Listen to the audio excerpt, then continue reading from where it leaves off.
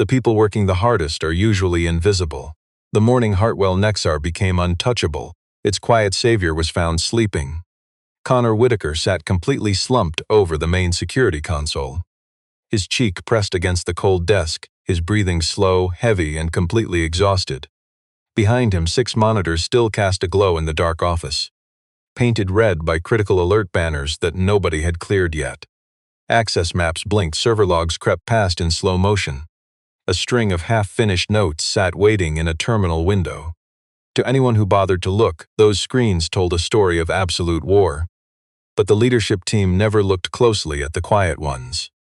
They just saw a night shift worker in a wrinkled shirt, his hair completely flat on one side. His face gray from sheer exhaustion, sleeping when he was supposed to be awake. First through the door was Vanessa Hartley, the 28-year-old chief executive of Hartwell Nexar Adaya. Young, striking, and sharply dressed, her chestnut hair falling loose past her shoulders. Her ivory dress cut in a sharp, clean V at the neckline. Every inch of her was polished for the PR photographs scheduled to be taken that day. The firm was just hours away from signing a $90 million data security contract with Meridian Crown Bank. The biggest deal of the entire year, and far more than that. The massive win meant to silence board members who whispered she had been handed the CEO chair way too soon. And right there, with investors arriving and her operations director standing close by, with the bank representatives already waiting downstairs in the building, Vanessa stared down at Connor like he was nothing but a dirty smudge on her glass floor. She never paused to ask why he was asleep. She didn't wonder why the IT system was still bleeding red warning lights right behind him. She didn't ask us why the quietest guy in the office looked like a soldier surviving a brutal digital battle that no one else even noticed.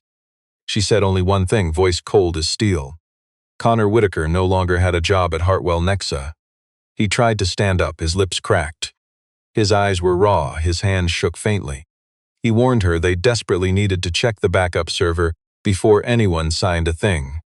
But to every polished person in that room, it sounded like a pathetic excuse from a lazy guy caught sleeping on company time. Vanessa fired him right there on the spot in the lobby.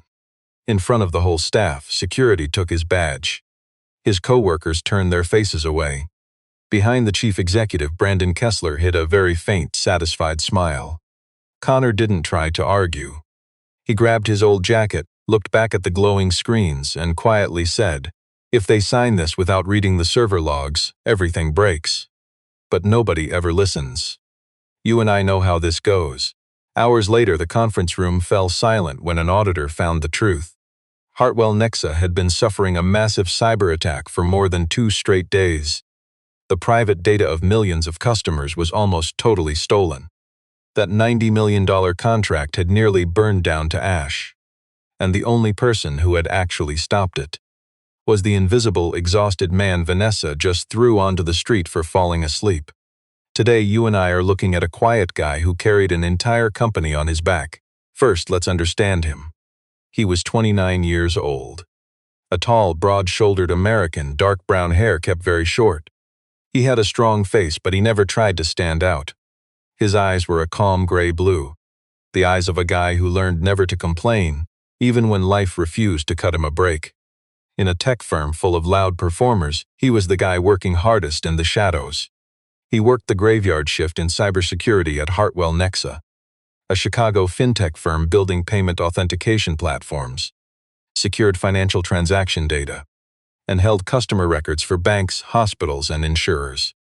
Connor's daily grind was not glamorous. He never pitched a product on stage, never filmed a promo video, and never rubbed elbows with rich investors at dinner. He just sat quietly inside a freezing operations room, watching system logs scroll endlessly across his monitors, hunting for the tiny signs of digital trouble that everyone else ignored. Connor was a single dad. His wife passed away 3 years earlier, taken by a sudden heart attack nobody ever saw coming. Since then, he raised their 6-year-old daughter, Zoe, entirely alone.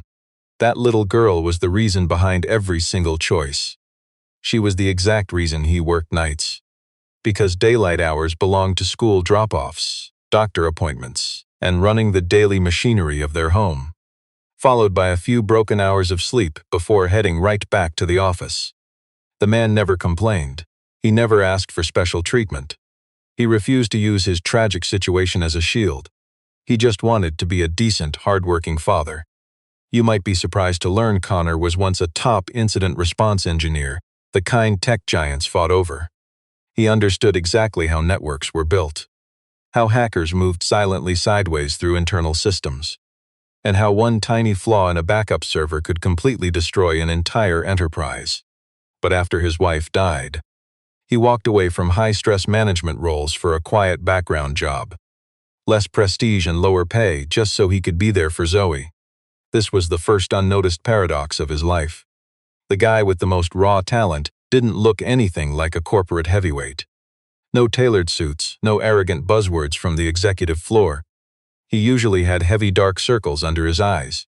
His shirts were constantly wrinkled from sprinting straight from his kids' elementary school to the office. Everyone just saw a tired, messy surface. They completely missed the quiet anchor keeping them afloat. Connor only had one real weakness. He foolishly believed that if he just did the hard work, his bosses would eventually notice. He refused to play office politics or brag to make himself look important. You and I know that in the corporate world, working silently usually just pushes you toward disaster. He was far from a perfect guy. He burned out sometimes and occasionally forgot to answer emails. You and I know he sometimes missed daytime meetings simply because his daughter needed him. Yet he was never once careless. He was the invisible worker quietly holding the entire system together, just so that the executives on upper floors could step onto a stage with confidence they hadn't actually earned alone.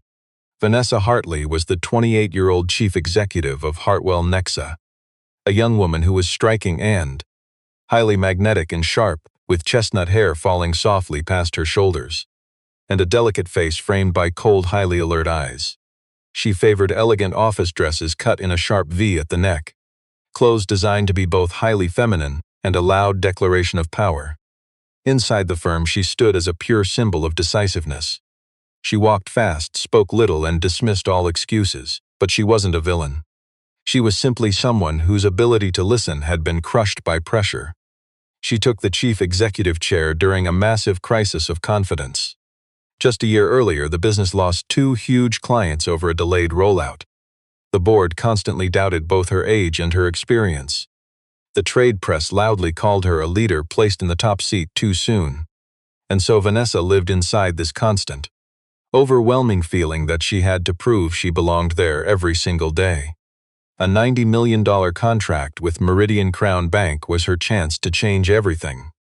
If the signing worked, Hartwell Nexa would jump right back to the top of secure fintech. If it failed, Vanessa loses her chair and hundreds of workers lose their jobs. And the whole company could get sold off cheap to a rival. That immense pressure made her hard, nearly to the point of cruelty. She believed any softness was the ultimate enemy of leadership.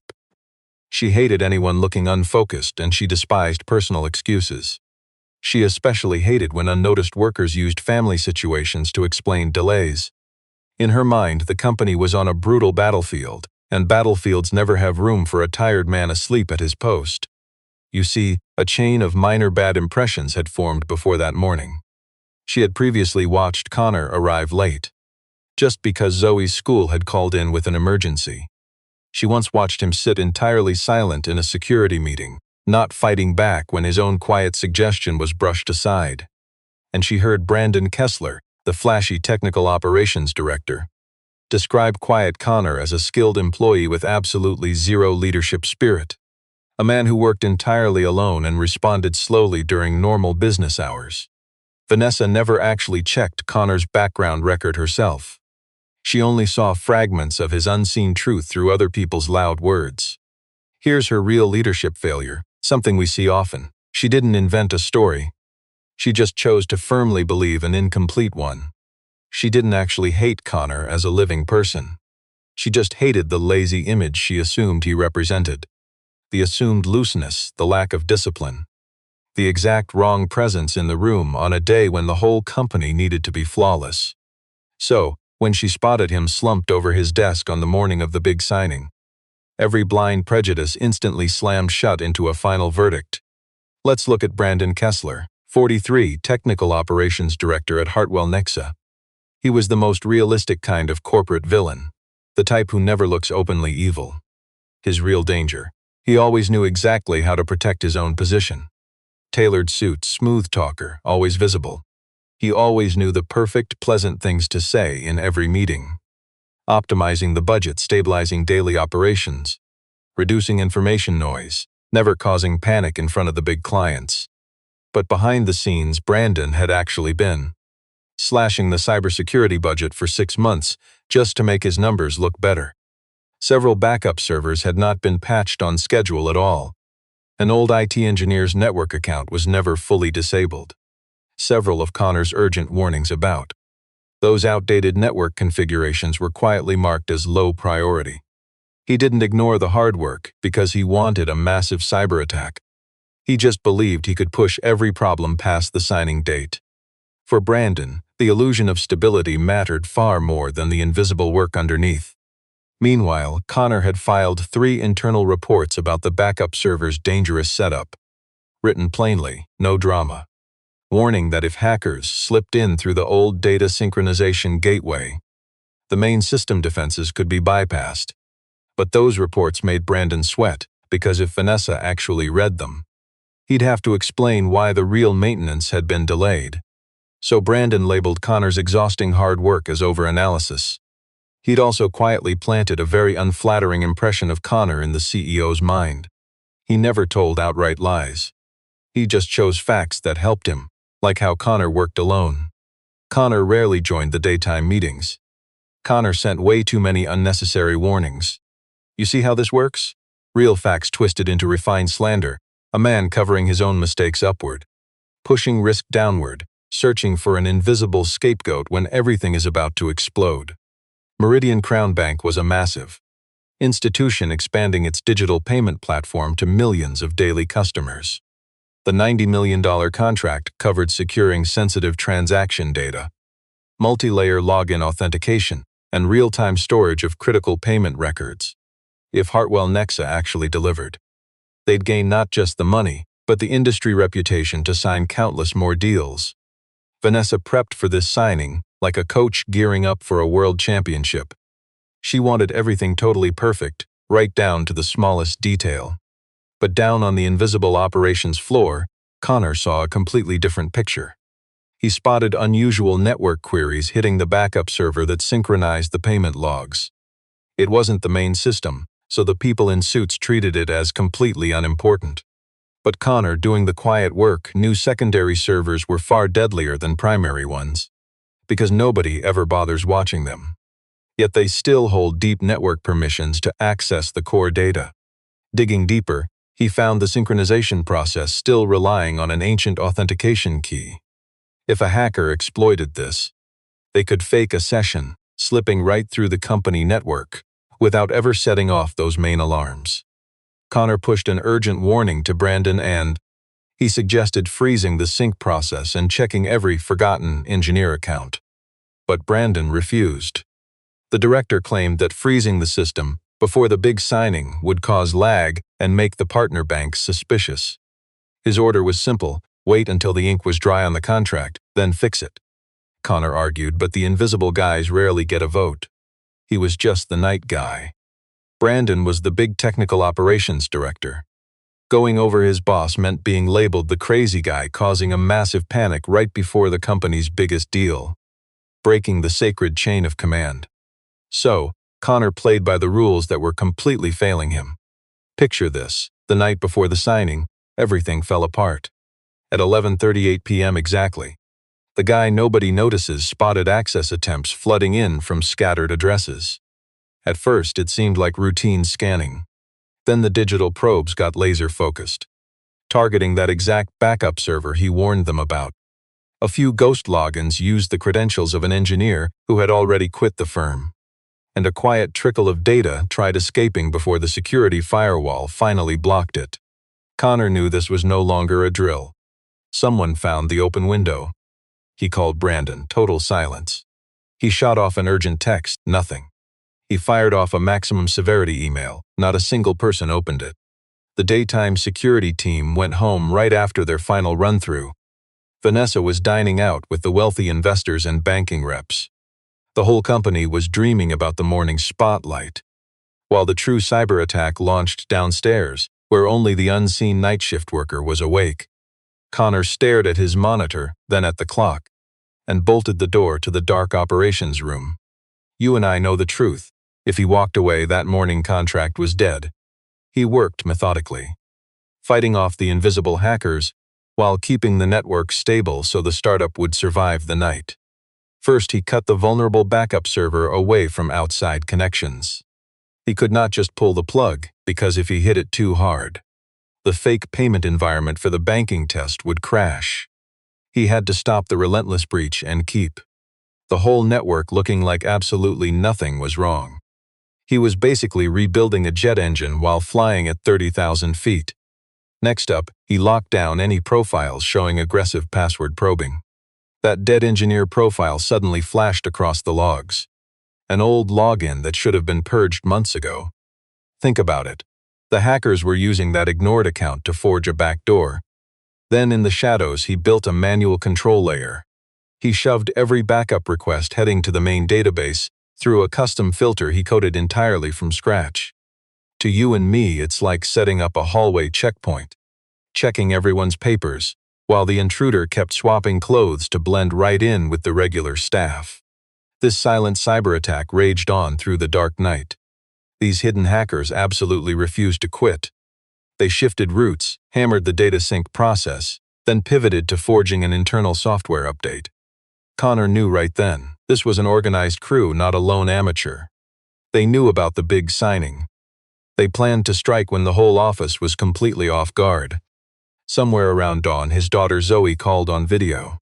The little girl asked if her dad would be home by morning, all because she needed his signature on a permission slip for her school recital.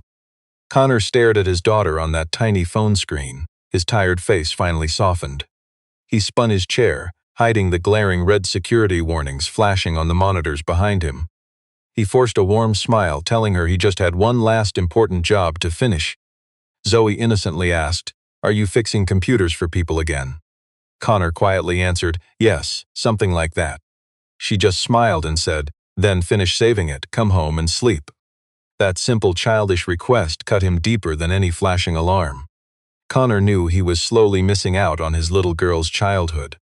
But the hard truth was, if he ended up losing this job, the two of them could easily lose their cramped apartment, lose their health insurance, and lose the only real stability they had left. By morning, Connor was still fighting the silent threat. He fired off another urgent warning into the internal network. But Brandon saw it and instantly wiped it from the shared channel. His excuse? They needed to avoid creating unnecessary panic before the big client event. He shot Connor a private text message, "Don't overdo this. We will discuss it after the signing." Connor read the text and ignored it. He simply had no time left to play office politics. Rolling into day 2, the cyber threat grew far more dangerous. These unseen attackers started generating fake data streams to throw him off. A chunk of the alerts shifted toward a totally useless server. Meanwhile, the actual attack hunted for a backdoor into the authentication certificates. But Connor caught the clever misdirection thanks to one tiny detail. The query timing was off by exactly 11 seconds compared to the standard sync cycle. This is where you realize how good he actually was. The hardest workers spot the dangerous errors in things so tiny that the rest of the world ignores them. Connor barely slept. The cheap coffee just went cold on his desk. His wrists throbbed from typing for hours without rest. At one point, he pressed a hand against the wall just to stop the room from spinning. Yet every single time he considered taking a quick break, the system flagged a brand new line of attack. Finally, deep in the network code, he found the malware's core, buried right inside the synchronization process. The virus did not steal data right away. It silently waited for the bank test to start. Picture this: the exact second the system opened its demonstration access. Only then would the malware trigger its silent data heist. If our unnoticed hero hadn't caught it, the entire network would have imploded while Vanessa signed that contract upstairs. Working in the shadows, he quarantined the infection, sealed the breach, and secured a malware sample. Then he quietly moved the demo environment over to a secure server. The cybersecurity stakes were massive. One tiny slip and the entire database would flatline. Do nothing and the hackers win, but our guy chose to fight back. 52 grueling, unseen hours later, the final red alert finally shifted over to green. The client files were completely safe. Connor quietly typed his final system log. Threat contained, client files protected, check the backup server before signing. He tried getting up to warn Vanessa, but his exhausted body simply refused to move. He leaned heavily on his desk, rested his eyes for 1 second, and completely passed out. And naturally, that was the exact moment Vanessa Hartley walked in. Upstairs that morning, the corporate headquarters sparkled like a theatrical stage. The main lobby proudly displayed the Meridian Crown Bank logo. Massive digital screens flashed shiny marketing slogans about data trust. A crisp white cloth covered the signing table, surrounded by a small crowd of invited business reporters. Vanessa strolled into the room looking absolutely flawless. Smooth hair, an immaculate ivory dress, and a face that was pure, cold, focused business. But you and I know what was happening down in IT. The unseen guy who saved their massive deal was passed out from pure exhaustion. She wanted one final sweep of the tech room before the VIP banking reps finally arrived. She dragged along Brandon and some directors, plus a big investor and her executive assistant. They opened the door, and all anyone saw was our exhausted IT guy sleeping on his desk. Brandon moved faster than anyone else. He stepped right up and checked the monitors. Using his admin rights, he quickly hid the security alerts our unsung hero left behind. Then he put on a perfectly fake show of deep disappointment. I was afraid of this. Connor knows his stuff, but the guy just isn't reliable. Vanessa stared down at him, and all her corporate biases instantly bubbled up. The dark eye bags, the awkward silence, the late mornings. His messy clothes, and those detailed reports Brandon constantly mocked. To her, our unnoticed hero was no longer an exhausted staffer who literally just saved their entire network. You and I know he saved them, but to her, he was just a lazy failure ruining their perfectly staged corporate morning. Connor woke up to the sound of voices. Bleary-eyed, it took him a moment to process who was actually standing there. He tried to stand up, but his exhausted legs wobbled. He mumbled about the massive cyber attack, begging them to check the backup servers and read the security logs before signing any corporate contracts. But his dry voice completely cracked. His words stumbled into a mess, his brain still completely foggy. So to the polished suits who never noticed his daily grind. It breaks your heart, really. He just looked like a guilty man inventing wild excuses. Vanessa demanded to know how long he'd been sleeping on shift. Connor muttered he wasn't sure, maybe just minutes after stopping that massive cyber attack. Brandon interrupted instantly, claiming no official security report ever reached the executive team. It sounded perfectly reasonable, because Brandon himself had buried those reports. Vanessa didn't dig any deeper. That was her absolute biggest mistake. You and I know she could have checked those server logs instantly. Instead, she just judged. She refused to let her big corporate event get ruined by some exhausted, messy employee. She ordered Connor out to the main lobby. He knew exactly what was coming next. He could have yelled, fought back, or demanded a full IT security audit right there. But his body was completely drained, his brain totally fogged. Plus, the hardest workers rarely know how to make themselves the center of attention. He simply touched the backup USB drive of evidence in his shirt pocket and followed Vanessa in silence. The main lobby was completely packed with people. Staff clustered together in sharp suits, while wealthy investors murmured quietly. Meridian Crown Bank executives were getting ready to hit the signing room. Everything was perfectly staged for Vanessa's massive corporate victory lap. Stick with me here. This room instantly became Connor's brutal public trial. Vanessa stood front and center, posture icy, her chestnut hair draped over her shoulders. That ivory V-neck dress made her look like the ultimate symbol of corporate power. Connor stood nearby, tall but completely wrecked, his pale gray shirt heavily wrinkled. Eyes bloodshot, shoulders slumped from sheer invisible exhaustion. The contrast was genuinely brutal. A flawless chief executive against an unseen worker who looked like an utter failure. Vanessa announced to the room that Hartwell Nexa was facing its biggest day ever. And today had absolutely zero room for careless mistakes. She didn't even say Connor's full name. but every single eye was already locked right on him. She declared sensitive customer data couldn't be trusted to guys sleeping on the clock. She claimed the tech firm couldn't possibly lose $90 million just because one invisible employee lacked self-control. Every word shredded Connor's dignity, but he gave it one last try. "Please check the secondary server logs." But Vanessa ruthlessly talked right over him. She honestly thought he was just deflecting blame from his own lazy failure. Brandon stood right behind her, looking dead serious. But his eyes looked relieved. The real villain was getting away clean. Connor's phone suddenly buzzed. The screen flashed his daughter Zoe's elementary school. Maybe his little girl needed someone confirmed for afternoon pickup. Or some teacher was calling because her hard-working dad forgot a permission slip. "You and I can see it." The sudden pain on his face cut way deeper than this public humiliation. He wasn't just losing his IT job in front of his peers. He was totally failing to keep his daughter's life perfectly steady. Vanessa saw him check the glowing screen and the unseen worker completely misunderstood. "Even now, you can't focus on the responsibilities right in front of you." Those words cut deep. His unseen burden wasn't just this entire corporate network. It was providing for his little girl. She fired the hardest worker, effective immediately. Security marched in to strip his access. Nobody stepped up to defend the quiet guy. People just stared down. A few offered empty pity. Others blindly assumed the boss was right. You and I know this exact corporate loneliness. The quiet worker always loses. The spectating crowd didn't care about the invisible truth. They only respected whoever paraded the most visible power. Connor quietly unclipped his badge, leaving it on that cold front desk. The hardest workers never brag. He didn't yell, beg, or list victories. His dignified silence made the injustice sting worse. He just looked at Vanessa, speaking his unseen truth. "I did everything I could to keep the data intact. If you don't look closer before signing, you'll see the truth too late." The blind boss scoffed.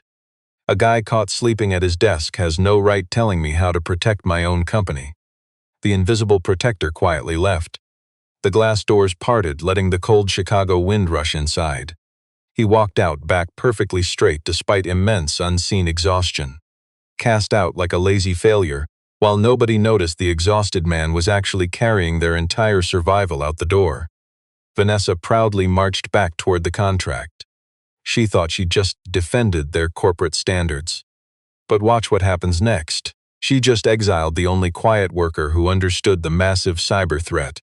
She confidently stepped into that glass conference room alongside the Meridian Crown Bank representatives. Sitting right there, a $90 million agreement resting inside a leather folder. But this final security review didn't go how she blindly expected. The bank's top auditor, Rachel Miller, demanded to see the raw access logs for the past 72 hours before she'd sign anything. Just a standard procedure for these huge data contracts. Brandon looked totally annoyed, claiming the entire network had already been verified internally. Rachel fiercely insisted on opening those raw logs. Within minutes, the sharp auditor's expression totally shifted. She uncovered hundreds of frantic, unseen queries hitting their main backup server. Relentless hacking attempts firing from an old engineer's profile. And a crucial data sink that someone manually isolated. She asked who actually managed these unseen alerts. The lazy manager brushed them off as fake glitches or a routine internal test.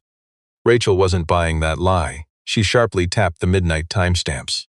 These defensive actions ran flawlessly for over 2 days straight, proving they weren't random software glitches.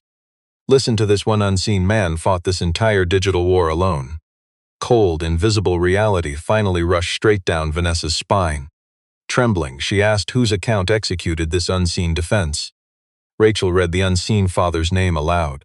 Connor Whittaker. The arrogant room fell silent. The loudmouth Brandon tried claiming Connor faked the entire cyber attack just to cover up his office nap. But that lie completely crumbled the second Rachel pulled up the attack chain. The breach came from the outside. This malware had a very real, sophisticated structure.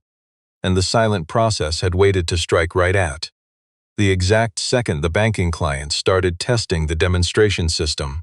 Rachel spelled it right out. Without Connor working quietly in the shadows, all customer authentication data would have vanished during the signing. Vanessa nervously asked just how massive the damage could have been. Rachel explained that a massive data breach alone, combined with the inevitable lawsuits, smashed contracts and fleeing clients, would have easily topped $90 million. The massive contract on that table was never endangered by the quiet guy. His invisible labor had just saved it. Vanessa glared at Brandon. He immediately started sweating. "You and I know the truth." The room finally realized he hadn't just overslept. He was the unrecognized hero grinding through the night while everyone else rested on blind confidence. Vanessa ordered the operations room security cameras pulled for the last 72 hours. She desperately wanted another excuse, because if the invisible worker really did all this, she hadn't just wrongfully fired an overlooked innocent employee. She had publicly humiliated the unseen hero who literally saved her entire company. The video footage flashed onto the massive conference room screen. Absolute dead silence followed. It showed him completely isolated near midnight, hunting alerts, desperately making calls, sending frantic messages that nobody bothered answering, then holding his post for 2 whole days. He hammered out terminal commands, splashed water on his face, scribbled whiteboard notes. He slumped down for several seconds, burying his face in his hands from pure unseen exhaustion, then pushed himself right back. Then came the heartbreaking moment he angled his chair so Zoe wouldn't see the chaotic threat alerts during a quick video call, faking a brave smile before turning right back to the glowing screens. "Let's just watch for a second." The CEO watched an exhausted, unnoticed father snatch one tender minute amidst a brutal cyber war nobody ever thanked him for fighting. The server logs verified everything. He never once broke standard procedure. He logged the proof, flagged the danger, guarded the data, and collapsed only when the system was fully secured. Then a quiet junior engineer named Allison Carter pulled up screenshots proving that loudmouth Brandon actually deleted the unseen hero's warning. She swore the unnoticed worker begged more than once for someone to please double-check the backup server, and she had been too terrified to speak up earlier, strictly because Brandon had ordered everyone in the department to keep their mouths shut on contract day.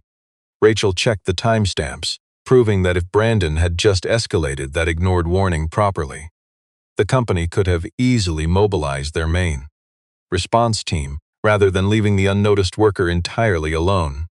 Brandon scrambled to defend himself, whining that he just wanted to avoid panicking the wealthy client. But we all know that was just a pathetic cover. Brandon put his own spotless image above the actual safety of the data, leaving the hardest worker to face that brutal storm alone. And when Connor's tired body finally gave out, Brandon used that exact second to shove him out. Vanessa suspended the manager right on the spot. "You and I know punishing a manager doesn't fix a CEO's guilt, and the quiet room proved it." She was the one who never bothered to ask why. She turned the polished corporate lobby into a harsh stage to publicly humiliate her hardest unseen worker. She was the one who coldly claimed that any guy who passed out at a desk had zero right to teach her about corporate cybersecurity defense. Meridian Bank reps said they massively respected how Connor tackled the unseen cyber threat, but they felt seriously uneasy about the toxic leadership culture.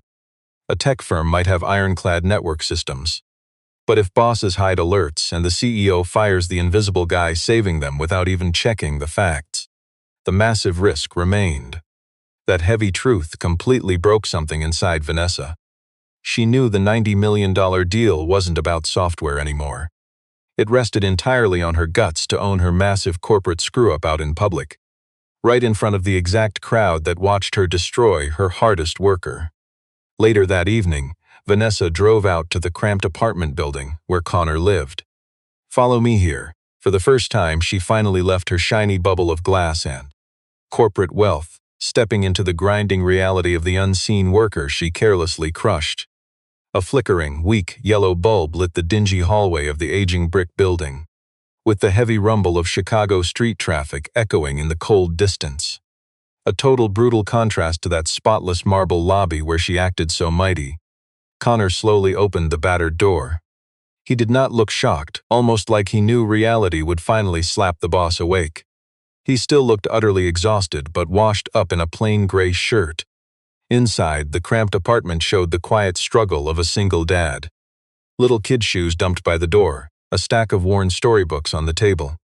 Unpaid medical bills pinned under a cheap fridge magnet. A battered laptop sitting right beside a cold, half-eaten box of cheap takeout. Little Zoe was barely visible, passed out on the worn sofa clutching a ragged bear. That stark image was enough for Vanessa to finally realize that her terrible call punished way more than one invisible employee. It hammered a tiny family already walking a brutal tightrope, so Vanessa apologized.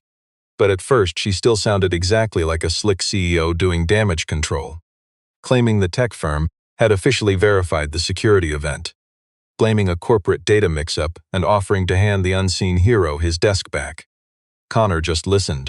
Then he calmly pointed out she still sounded like brass handling a public relations disaster, not like a real person who crushed an unseen worker. That quiet truth shut Vanessa completely down. Then she tried again. This time she dropped the corporate script completely. She plainly admitted her massive failure. She confessed that she never asked, never verified the facts, and simply never listened. She owned up to twisting his unseen overnight grind into a cheap weapon against him. She admitted that she had utterly humiliated her hardest worker, right in front of the exact executives who owed him their massive paychecks. Honestly, Connor didn't forgive her right away. He wasn't the kind of guy to forget his principles just because they threw money at him. Losing a paycheck was one thing, but being paraded as a cautionary tale in front of everyone? That was something else entirely. A working dad can handle being broke, exhausted, and pulling endless night shifts. We all know the feeling. Having your dignity crushed while quietly doing the right thing truly breaks you. Vanessa tried offering him a new position. Director of Cybersecurity Incident Response, offering triple the salary, plus the right to report straight to the chief executive and the board itself. Connor knew it was a smart corporate move, but for a guy who poured his soul in, it wasn't enough. He demanded just one more thing. The real story had to be told exactly where the lies were yelled for everyone to hear. He told her, "You fired me in front of the entire company. If you want to make this right, do not apologize to me in some dark hallway. Speak the honest truth in front of those exact same people who heard you label me as totally irresponsible." Vanessa finally got it. Private apologies were easy, but publicly admitting her mistake to all of the hardworking employees, investors, and their new partners, that was the painful cost of leadership. The very next morning, Vanessa called everyone back down to that huge glass lobby, the exact same spot where she had publicly fired Connor just yesterday. But today, no upbeat event music, no fake corporate smiles, and zero glowing slogans on those big screens. The air felt incredibly heavy, thick with absolute tension. The everyday workers stood in rows, even the board watched. The Meridian Crown Bank suits were even asked to stay. Brandon was noticeably missing from Vanessa's side. He had just been suspended, facing a massive internal investigation. Vanessa finally stepped forward. She still looked sharp and powerful, perfectly styled, wearing an elegant dress, but her eyes had completely changed. Let's look closely here. That typical executive arrogance was totally gone. She started with one very clear sentence. "Yesterday I made a massive mistake." She did not shift the blame to Brandon. She did not hide behind empty corporate buzzwords about company shortcomings. She owned up to it. She alone had fired Connor Whittaker in front of every single employee, simply because she assumed he was slacking on the job. And that assumption was completely wrong. He hadn't passed out from laziness or some careless irresponsibility. He collapsed because he stayed awake for 52 straight hours, fighting off a massive cyber attack targeting the company's most secure data systems. Then she finally revealed the unseen truth. Their backup server had been quietly exploited. An old account breached for network access. Hidden malware waiting to trigger during the nightly synchronization process. Tons of customer data was almost stolen, and Connor was the lone unnoticed guy keeping the entire system standing. If he hadn't stepped up, Artwell Nexa would have lost that $90 million deal, hurting millions of customers. She gave back his dignity using words just as fierce as the cruel words she used to publicly humiliate him. Yesterday, she painted him as the ultimate example of pure irresponsibility. Today, she reminded us all, the hardest workers carry the load when nobody is watching. You and I know how this goes. Yesterday, the boss claimed we didn't need him. Today, she admitted this whole place only survived because he was here. Connor walked back in, no victory lap, no gloating hero routine. Just a simple shirt, standing tall, his face completely unbothered. People stared at him, heavy with guilt and quiet respect. The exact same folks who turned their backs on him yesterday couldn't even meet his gaze today. Allison started a slow clap. Soon the whole room joined in. Connor didn't even smile, he just nodded, clearly a guy who never needed the spotlight anyway. He only cared about the truth finally coming out. Vanessa faced him, delivering a very public apology right then and there. She said, "I saw the moment you collapsed, and I thought it was the whole of who you were. I was wrong." Then she laid out the actual policy changes. Connor was instantly named head of cybersecurity incident response. His new team would bypass all the red tape, reporting directly to the CEO and board. No middle manager could ever step into. Sweep a major security warning under the rug without a paper trail. Every old account was getting audited, and all those forgotten backup servers would finally face the exact same monitoring as the primary systems. This wasn't just some empty emotional apology. This is what you and I want to see, actually fixing the broken corporate machine. The banker from Meridian Crown stood up. They announced the deal would actually still be signed, completely on the condition that Connor himself ran the security framework for year one. That was the most powerful reversal of all. The quiet guy they fired for being a risk was the only reason their biggest client stayed. Connor accepted, but he made his terms clear. He wasn't coming back for a fancy title. He came back to shield the unseen tech crew whenever they had to drop hard truths. He warned that companies can't just cheer the firefighter after the building is already burning. You have to trust the unseen worker who smelled the smoke before the flames even hit. Connor walked out those front doors wrapped in quiet respect, not crushing shame. There was no dramatic movie scene of him hugging his kid in front of everyone. Just a simple text glowing on his phone screen from his daughter Zoe. "Are you coming home for dinner?" He read it, gave a tired but genuinely lighter smile, and typed back, "I'll be home on time." It was a grounded, real ending, warm but never overly sentimental. He certainly didn't turn into a millionaire overnight. The CEO didn't magically turn into a romantic movie cliché either. But his dignity was restored and the broken system was finally fixed. And this exhausted dad went home knowing his little girl wouldn't ever have to grow up in the dark shadow of his public humiliation. You and I should never be quick to judge someone the moment they fall. They probably didn't actually fail. They might have just burned their last ounce of strength, keeping someone else's world from totally collapsing.